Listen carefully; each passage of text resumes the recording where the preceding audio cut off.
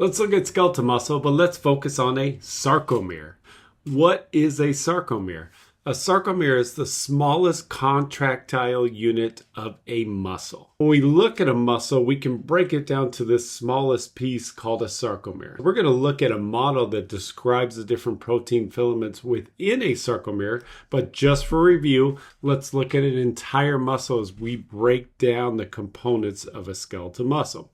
Remember, within a muscle, I have a bunch of organizational units called a fascicle.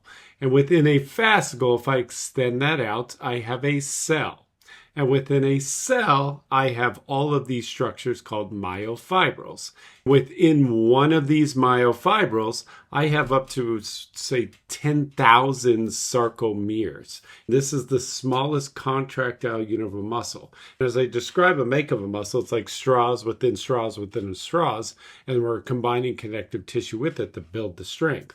If I open up a myofibril and look at all the thousands of sarcomere, this is describing one sarcomere here. Let's take this sarcomere and expand on it. As I look at this picture here, the boundaries of these lines, let's go into this picture, and this is the boundary with this red disc and this red disc. As we describe a sarcomere, the boundaries of it is a Z disc to a Z disc, also known as a Z line.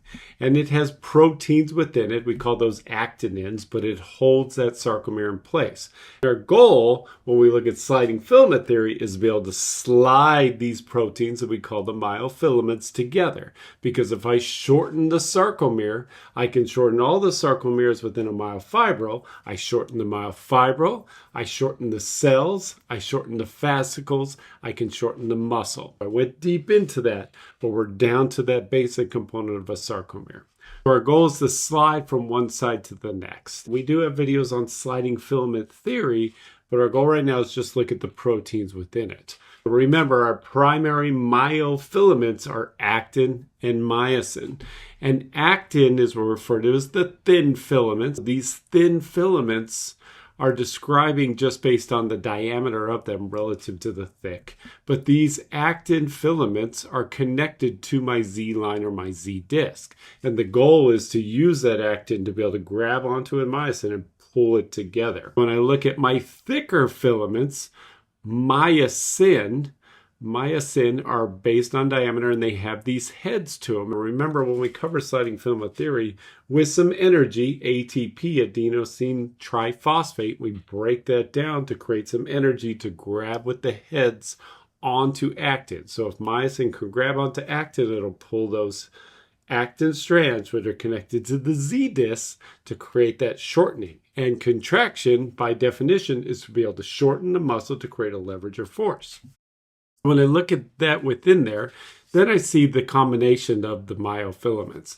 I have I band and I have A band. What we're referring to is just a description of where we see the filaments.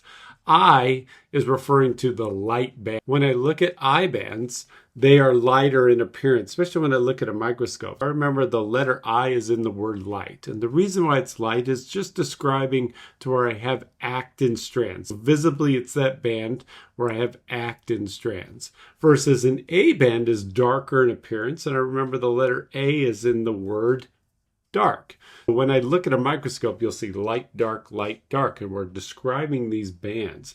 An A band is covering both all of my actin and myosin, but it also includes what we have, the M line. I didn't label the M line, but the M line is that middle line that's anchoring our myosin strands. And you can see the myosin on either side. We call this within this a zone of overlap. An A band is darker in appearance because it contains both actin and myosin along with that M line all throughout. Versus I band is lighter in appearance because it just contains actin.